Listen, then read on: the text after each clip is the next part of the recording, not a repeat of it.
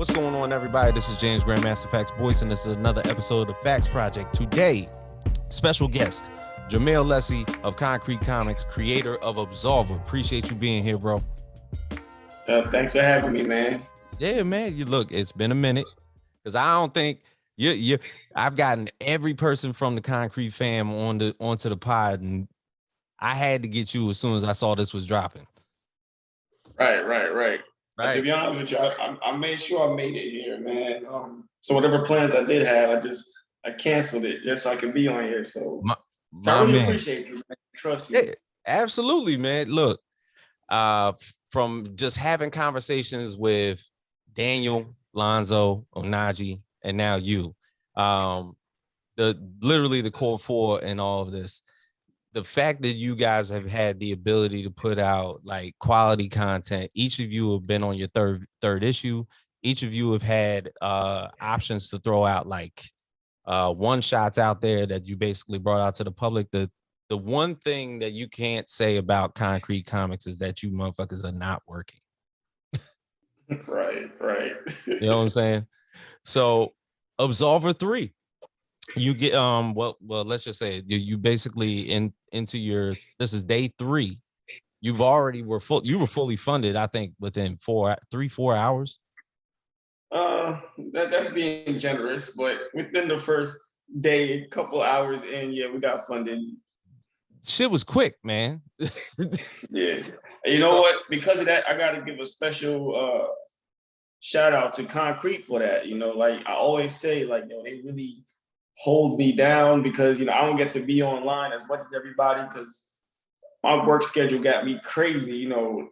So it's, you know, Konkret, that's because of the family, man. That's more them than me that we funded so fast. You know, I can definitely say that. For real. And a lot of people don't know one of the big aspects as to why you're not on social media as much as everybody else, because you probably, well, I ain't gonna say it, you know, because it might offend Onaji and Lonzo and all them, but you do a lot of the art. You know what I'm saying? Like you're not only just the writer of Absolver and the creator of Absolver, but you've done some of the line work and everything like that. You know the aspects of the line work, and you've also helped out with the other books as far as the art has gone into everybody else's. I would say, you know, I try my best to keep a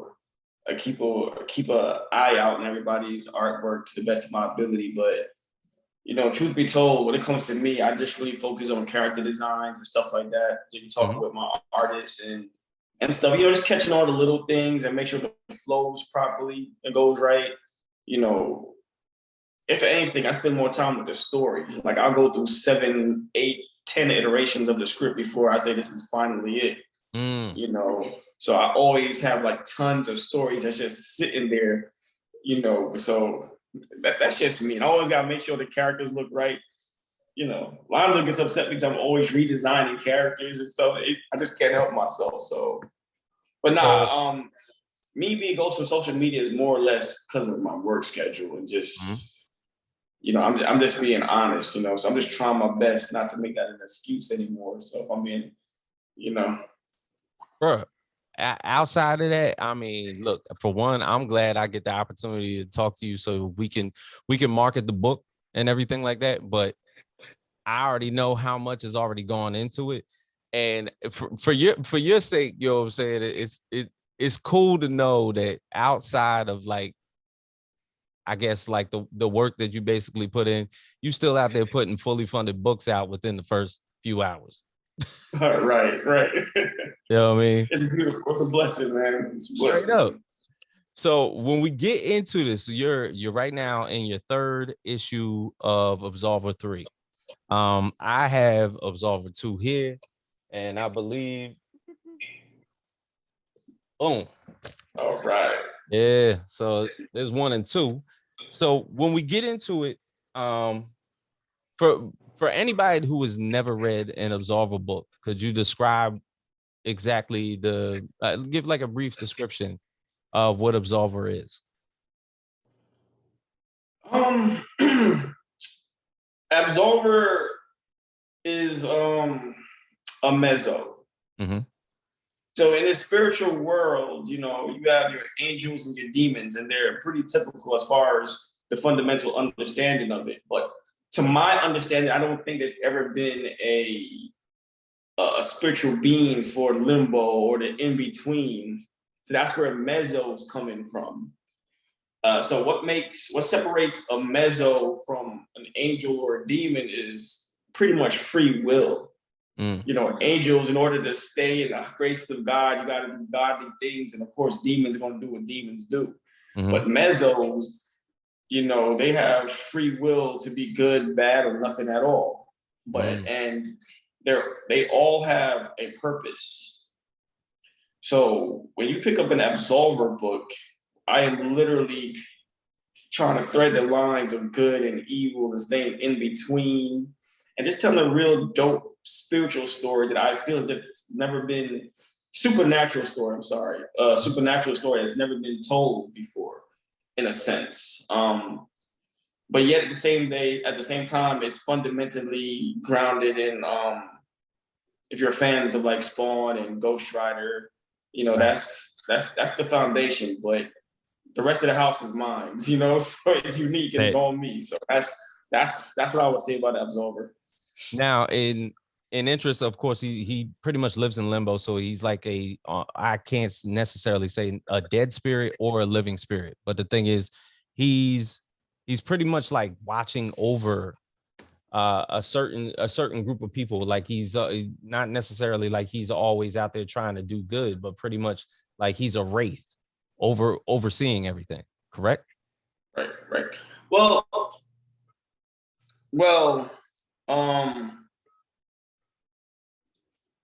I'm sorry about that. Yeah, no worries. Well, Absolver, if we look at Absolver, he's more like, with his purpose, which is vengeance. Mm-hmm. He doesn't go out seeking vengeance. If he feels your vindictive nature, it's something that he has to deal with.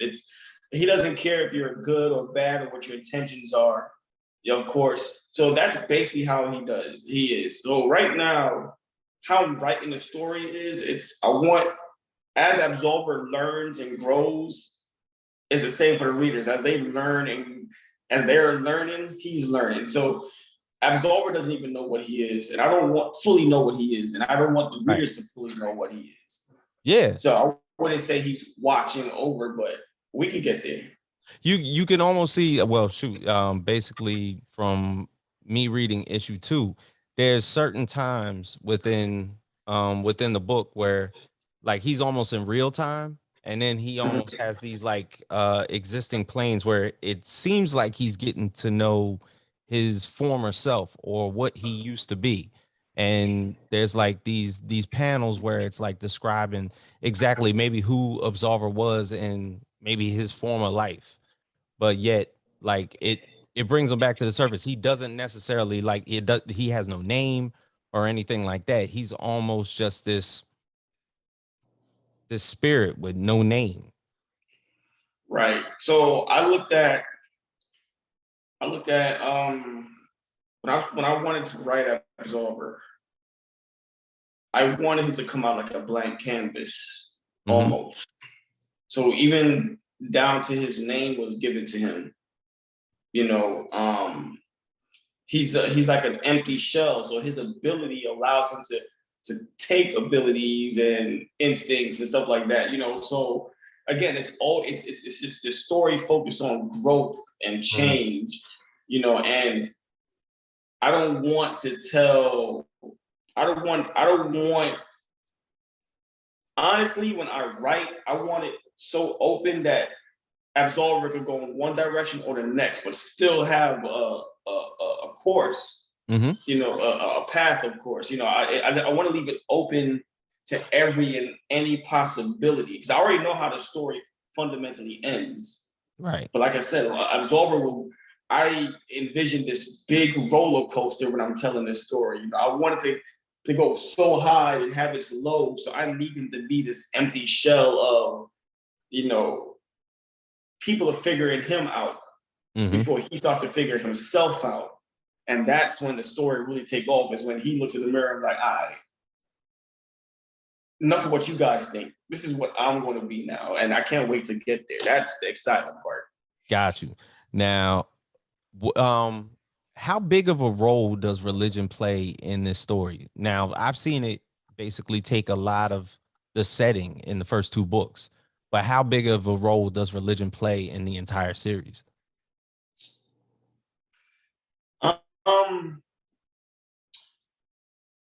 Personally, I grew up in the church, you know, and I was more fond of the stories in the Bible than actually why they was being preached to me. You know, it was like some dope stories. You know, my sister got me heavy into Greek mythology,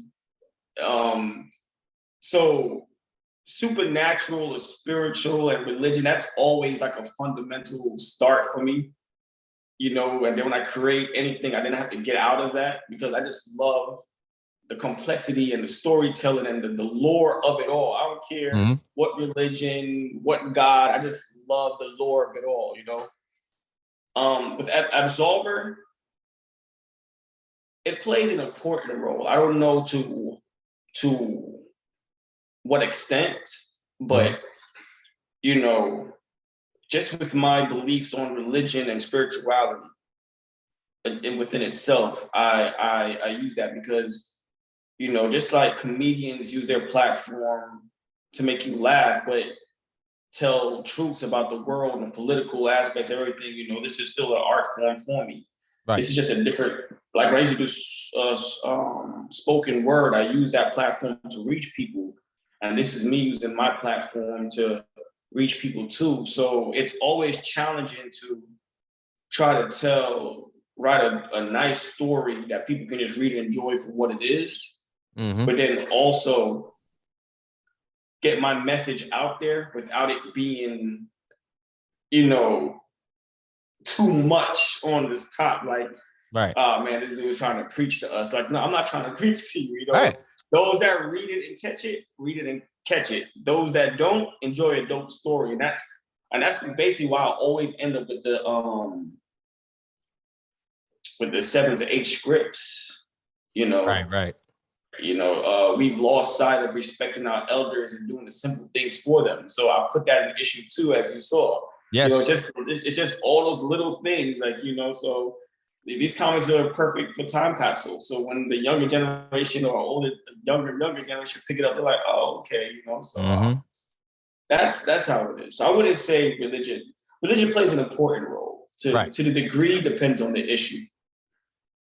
No, because I saw that at the beginning of issue 2. I mean, it's pretty much, I can't say it's like a dig at the Catholic Church, but it's an obvious take on present day what is happening to like the churches around the world, where basically a preacher is trying to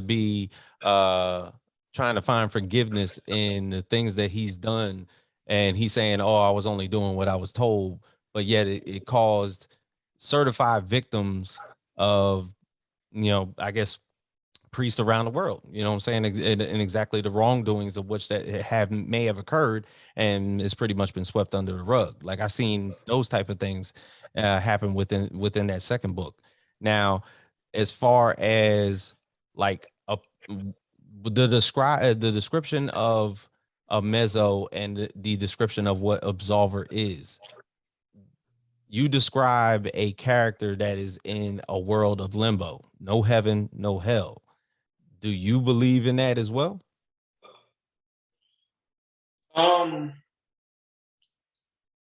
If I'm allowed to be 100% honest, I'll speak freely. I believe naturally there's something out there higher than us and then lower than us in the case of hell. But if you just paid attention in class and then you did your history when you became an adult, you realize religion is a man-made construct. So I do believe anybody that puts out a form of a Bible, you know, it has certain key things in there. But at the same time, when it comes to the understanding of what religion is, it's a man-made construct. So I believe in heaven, I believe in hell, I believe there's a God, I believe there's a devil, but not in the sense of what's been sold to us. Mm-hmm. You know, I wouldn't believe a God that creates everything would be a white man with an old beard. He would, to me, he would be more, if just based on the understanding, he would be something so obstruct we would think, nah, that's definitely not God, or maybe a magical cloud of smoke, Right? you know. But it makes more. But he would, to me, there's no way my God would be an old man with white hair, white beard. So, and then, you know, because I was very much into religion, but then I realized religion had me like a dog chasing my tail. Mm-hmm. Like, I try to live a certain life, and as soon as I mess up, I'm beating myself up, and I have to repent and then start all over again. And then so much stuff didn't make sense. Like, what if I had to lie to save your life and I lose my life before I can even repent? And they say I automatically go straight to hell, but why am I going to hell for lying to save your life? Like, it doesn't make sense to me. What kind of God is that? I don't love my son that way. My father doesn't love me that way. So why does this God love me that way? So all of that. So when I was in religion, I was very confused. Mm-hmm. But then when I decided to become spiritual and just understand that, that power, that strength, that voice is in me, within me, it's in nature, it's in the world, you know, everything just starts to work itself out. Like, for example, you know, I was going through a little financial issue. And I'm like, man, how am I going to do this? How am I going to do this? And that a third. And then boom, the very next day, because I put it out there spiritually, I just kept putting it out there. Right. Somebody hit me with a job to color some stuff on, and they sent the money right away. Exactly what I needed. Exactly what I needed. So, but see, so to me, that's just my belief in it. I don't knock nobody for what they believe in or who they believe in, how they believe. I feel like we all can get along. Yeah. We can have great conversations about it, but just like I wouldn't force my beliefs on you, I don't expect you to force yours on me. You know, and that's just me. Yeah. That's just where I stand with it all. But even the way that I'm looking at it, of course, even within the book, like even is regarded as a spirit as Absolver is. He is resounded, especially in the second issue, as being mortal in a sense. He bleeds, he hurts. You know, like it's not that he's like he's justifiably immortal in the eyes of anybody on the page. I remember that reading the first issue and I was like, this dude is pretty much going to be unstoppable. And then within the second issue, I was like, damn, he's actually getting worked. You know what I'm saying? Like he gets an opposing foe, and you got to tell me again, what's the brother's name from issue 1? Repevlin. Yeah. So like as soon as he's confronted with old boy, like obviously you can see that Repevlin's not scared of him at all, and he's almost severely calm about it, saying how much he was like, I just want to talk. I want to know who you are, what your name is. Right. And the whole time they beating the dog shit out of each other. You know what I'm saying? So like by the end, you know, there's almost like this dreamscape that's happening in the middle of this entire fight, and Absolver disappears. And he doesn't even realize, he like by the time he's like in an alley somewhere, and he's like, where the fuck am I at?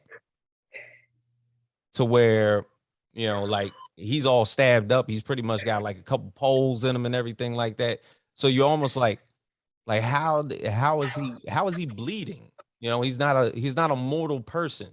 If he's so much of a spirit, like why is there the fact that he might be injured in some sort of way by something that's pretty much man-made, bullets, whatever it is? Right. See, so how can I say all of this without giving away Without anything? spoiling it. Yeah, I know. Right.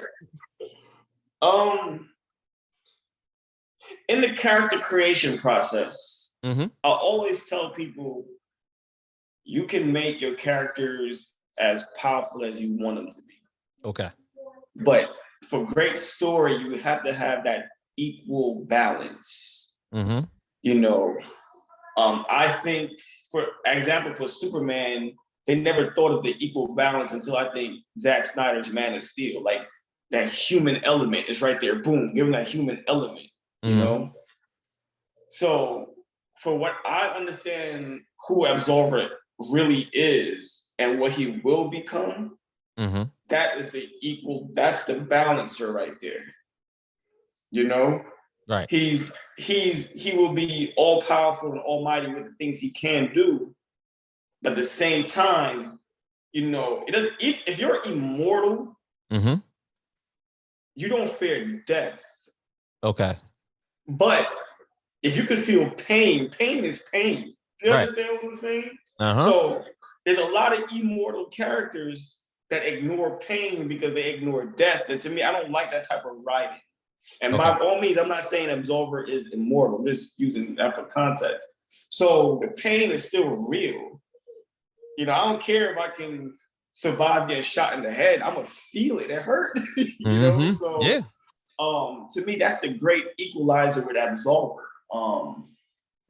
You know, that dreamscape was actually I could give this one away. That's just me giving a visual to how the Vanquish, his ability works. Yeah. So if you get caught in the Vanquish, it's like you in this black room, but it's actually your spirit. And then you see a copy of your spirit reaching out to you. But then that copy goes away, and that's Absolver taking that copy. And that's how he learns your abilities and your instincts and all that. He just takes a copy of that. So that fight with Pevlin, that was the biggest, that was the only reason why that happened.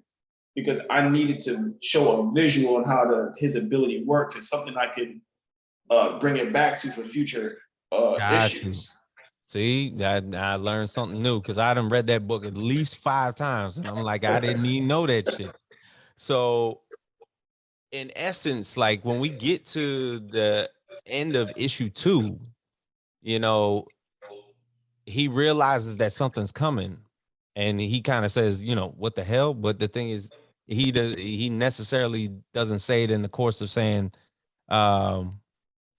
like.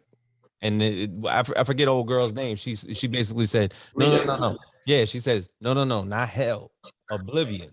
So is Oblivion Limbo? Yes. Okay.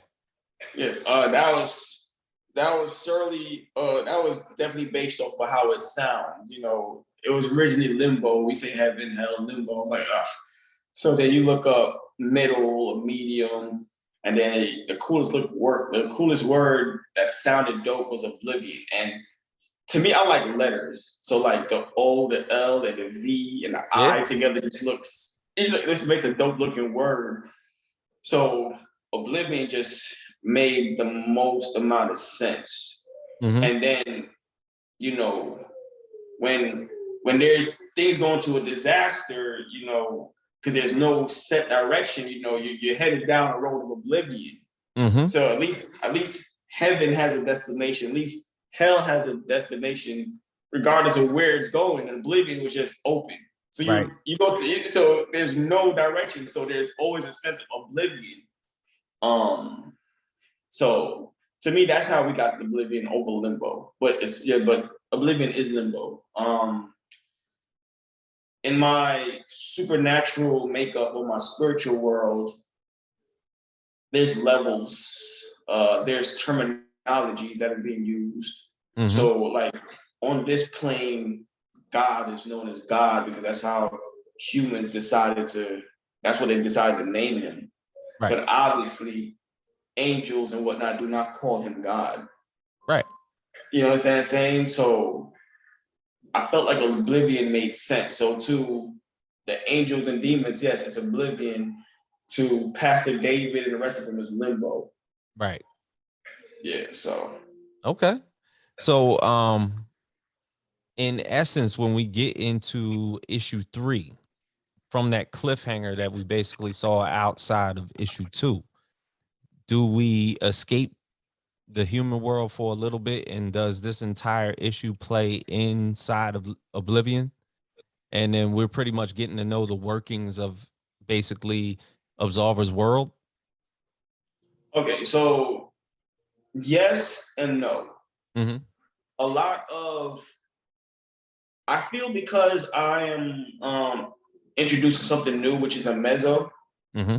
I think it's real important for me to allow my readers to learn and understand how mezzos work. So the first issue was basically the introduction, heaven, hell, a little bit about what mezzos and their purpose are. Issue 2 was about Absolver, the mezzo, how he got his name and everything, and then how his abilities work.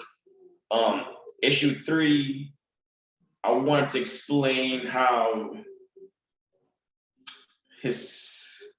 I want to explain something else. Okay. You know, so yes and no to your answer. It wouldn't be drawn out too long. There's a lot of action in it. I enjoy it for what it is. And I think everybody's in for a big surprise with issue 3, because, you know, what you expecting is going to happen is not technically happening. And I just love how it came out. Right. And the thing is, like, I'm looking at it, I'm like, within all of your stories, and I'm talking about the Concrete universe, between Daniel putting his new emphasis on old world gods with Tenach, and then you have you basically got Onaji, who is diving into the Egyptian gods, of which they are, you know, like, and then you have yourself, who is basically, you've created your own medium where you're working within these two landscapes of basically like a street level character and yet a supernatural character all in one. And the way that you guys have pretty much defined it and worked it out, like it's amazing. And then you got Lonzo, who's pretty much jumped into a cosmic type of universe, and of course Lyle is got a street level character too. It's pretty much kind of like you got all types of genres covered. Right. You know what I'm saying? So I don't even know where to begin. Like, what would be the next move? I'm sure there's a lot of other genres out there and everything like that. But do you see yourself ever jumping outside of this world? Like, how far? First off, how far is Absolver written till? Like, how many issues until we reach like the end of this volume? Oh, well, the end of this volume. So we're working on 4 right now. 4 is actually in the works right now. Mm-hmm. So at the end of the volume, at the end of volume 6. Okay. I have it roadmapped all the way to 100 issues, but honestly, I think I'm going to shrink it. You know, yeah, I think more like I'm going to shrink it. Absolver is a nice contained story, and he's one of those characters. Like once he reaches a certain point, any story after that to me would be corny. Mm-hmm. Yeah. You know? So, yeah, Absolver is pretty much all the way worked out. Like I said, at the end of issue 6 will be the end of the volume of this run. And then, you know, moving forward, it's all about that roller coaster, introducing all these new things, these new adventures, new abilities, new everything, new enemies. Right. So, yeah, that's where we're at. But and as far as, you know, all the different stories that we have, I mean, a lot of people don't really understand that Lonzo and I spent months building a universe. that everybody can coexist in, no matter how they come in. If I can speak freely, I think I can give this away. Like, for instance, my spiritual world. Like, let's just say we get big enough and we want to buy Moon Knight, right? You know, and he got his own god or whatnot. You know, the question is, how does that work? How does that work with what Onaji got going on, what Jamil got going on, what Lonzo got going on? So, you know, every plane, heaven, hell, oblivion, all has levels. So, depending on your character, if your character gets his abilities from God or Satan himself, that's the God and Satan of that level. Right. You understand what I'm saying? So that's where you get it from. You know, so the man doesn't, we don't know the levels. So we ain't died, we not there yet. So if I'm getting my abilities from, if Moon Knight getting his abilities from, I cannot say the dude's name right now. Khonshu, right? The man, as a man, he understands that. Khonshu knows what he is. So how do I explain the gods in my universe? Zeus, for example. All gods are usually like angels, fallen angels or demons that understood one key thing. The more praise and worship I get, the more powerful I become. And hence is how they become gods. You understand what I'm saying? And that's just something I took from praise and worship from church. Yeah. Like, you know, God needs praise and worship. Why does God need praise and worship? I'm like, you know what? That'd be a dope tool to serve to why Zeus and them get their abilities. Yeah. And then, of course, I have stories and characters that are the equalizers. So if these gods get too powerful, these characters go after them. Right. So that's why Zeus no longer exists. That's why Athena no longer exists, because they got, you know. That's all I'm allowed to give away. Lonzo might shoot me, but that's just it. You understand what I'm saying? That's as much as I can give. So, but you know, we spent a lot of time building our universe so everybody could coexist. We didn't want nobody to feel comfortable. And one important rule is, if you're going to destroy the moon, you gotta let the rest of us know. You know, because we all need the moon in our stories. Right. So outside of that, you know, I would never say, no, your character can't come to Caesar City. Nah, if you're going to destroy half a block, let me know. You know, try to write it in. You know, so that's just that's how we build our universe. Yeah, it's like you got to check in. Word, you got to check in. So, as far as like the other projects in which you put out, I remember. Damn, this might have been 2 years ago, but I remember the Juneteenth one-shot issue that you did of Adzi. Is there anything that you're doing with that, or is there any continuation of that at all? Because that storyline was dope. Yeah, man. So I have the next couple of pages written. I mean, I'm sorry, the next couple pages have been drawn out. I was coloring it myself, but I think I'm gonna pass it over. I'm working on the next story. It's you know, it's really a passion project. Yeah. And that's one story that I feel like I can't rush. Like with Absolver, I can get away with certain things. Yeah. But with this, you know, it's a lot goes into it. A lot goes into my emotions. Yeah. You know, people need to understand why there's so much anger in this story. Yeah. You know, but at the same time, it's teachable moments in there based off of history. It's no different than how I look at religion as Absolver's story. But this I gotta take to another level because it's a lot. There's factual concepts that you put to it, and the thing. So we're talking about Adzi, which was this one shot that you put together during Juneteenth. And am I getting that correct? Was it 2 years ago, 2020? I think it was about 2 years ago. It was 2 years ago. Now, if you could just describe what Adzi was, because when you put this out, like I remember I think you had sent it to me and I got to read it, but then you put the one shot out for Juneteenth for free. Right. Yeah, if you could, still out on the website. Still on the website. Look at it. Still on the website. Yeah. Yeah. So describe Adze to the people, please. Well, Adze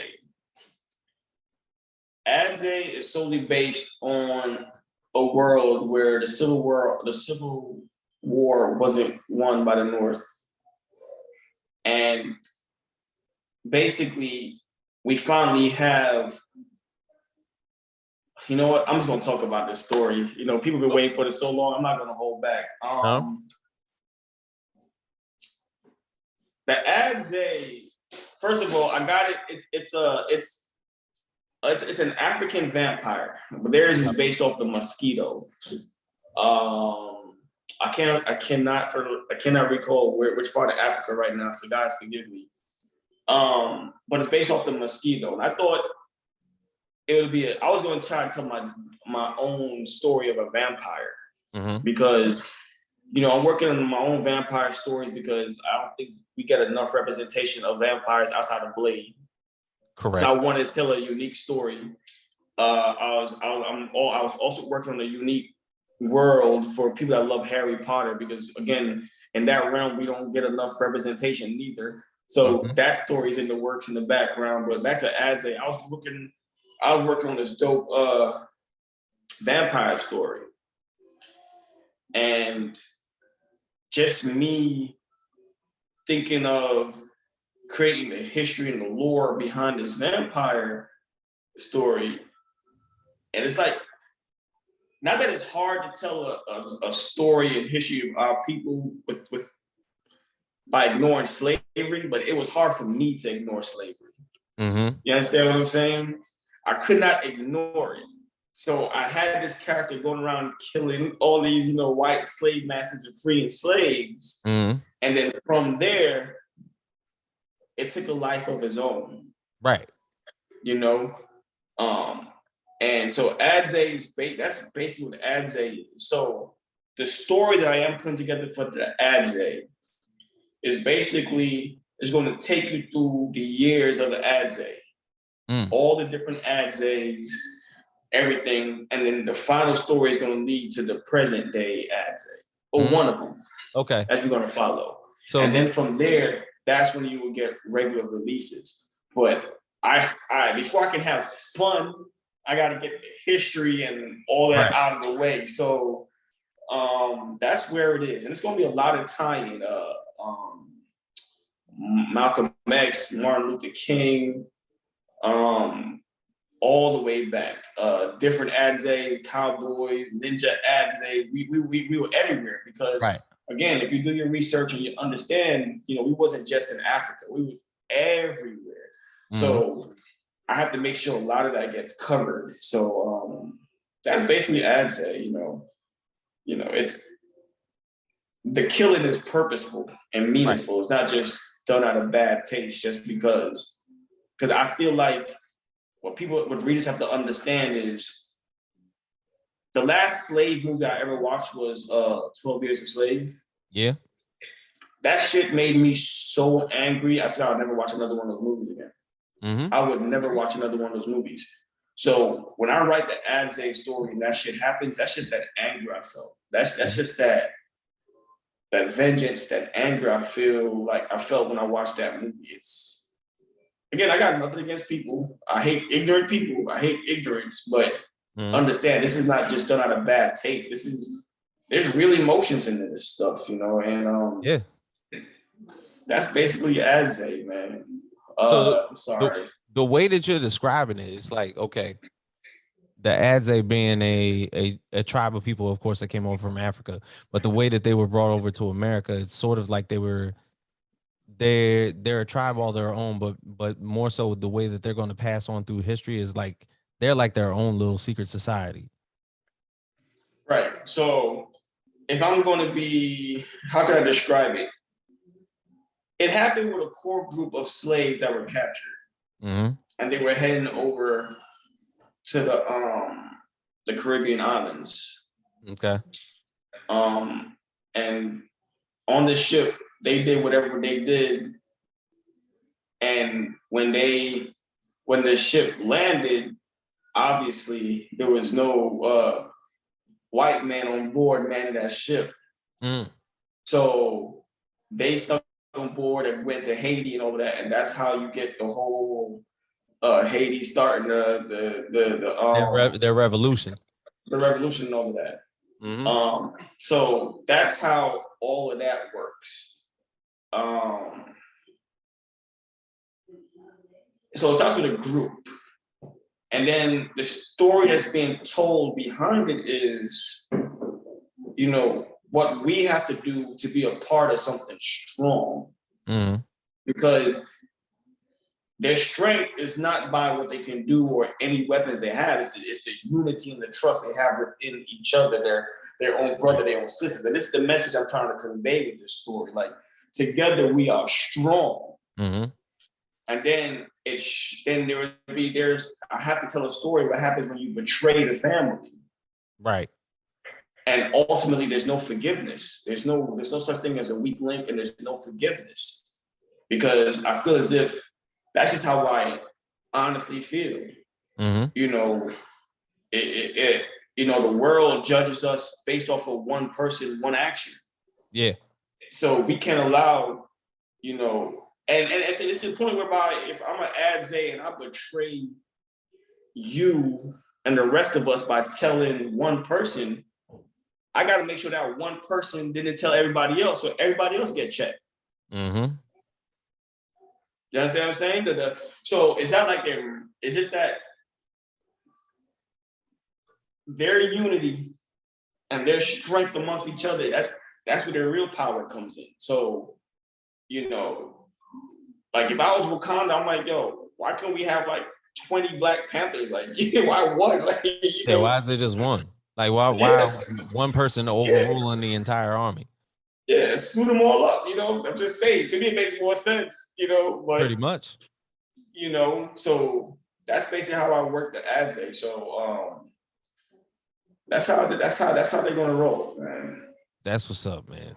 So finally, being as how you're at day 3, if anybody wanted to basically get their hands on either this issue, this 3rd issue of Absolver, and of course even the first 2 issues, and even wanted to check out the one shot of Adze, how could they do so?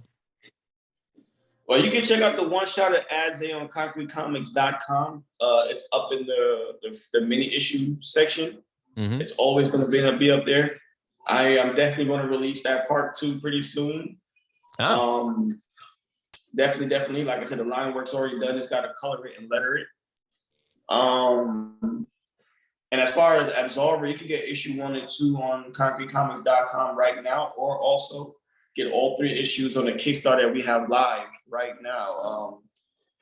We have a dope amount of covers for it. I think I went in on the covers. I like. You did. I saw all the options. I was like, damn. Yeah, you know. And if we reach certain goals, I'm gonna release a lot of sneak peeks to certain Absolver projects that I've been working on. So dope. Definitely check out the live Kickstarter live right now. Definitely. Absolver issue 3.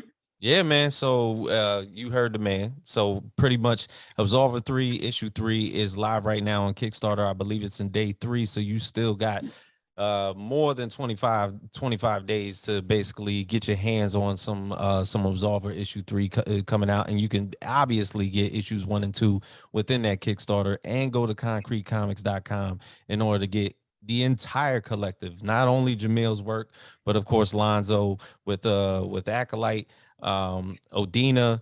You can get Andy Starboy, Tenok, of course. That's pretty much going to be hitting their store pretty soon after the Kickstarter gets dropped, and the Watchmen, of course, issue 2 is going to drop pretty soon after this. So these brothers always got a calendar of comics that they're putting out continuously, and I'm proud of you guys, man. Shit, I mean, I can say faithfully that I've been rocking with y'all since like 2018. It's just good to see that y'all got like a volume of books with an interesting amount of characters that everybody just wants to basically surround themselves with, man. This is dope.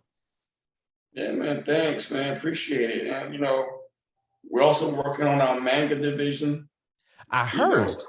Yeah, keep that in mind, man. Yeah, man. I give Odin an accolade. They can take the forefront of the comic books, you know, of Acolyte and Odina. But this manga division, I think y'all gonna love what I'm about to drop. Vulcan the Violator. So watch out for it, man. It's something special. Something special. That's what's you up. know. Nah, but yeah, man. The team is doing awesome, man. I wish I could tell you everything that's going on, everything about to drop. Yeah, so issue 4, issue 3, y'all gonna see a brand new character in Absolver universe. Issue 4, I'm gonna introduce somebody new as well. What I'm going to do is I'm spreading everybody, I'm spreading the whole story out. I want to feel like shit. This is all over the place, and then by issue 6, it's gonna all come back together. Like okay, because like I said, I'm about to blow the whole universe up and shorten the 100 issues. So Absolver is about to get real nice. It's about to get nice. That's what's up, man. So for my man Jermael Lessey, appreciate you doing this, brother. This is Thanks James. for having me. Absolutely. This is James Grandmaster Facts Boyce, and we are out.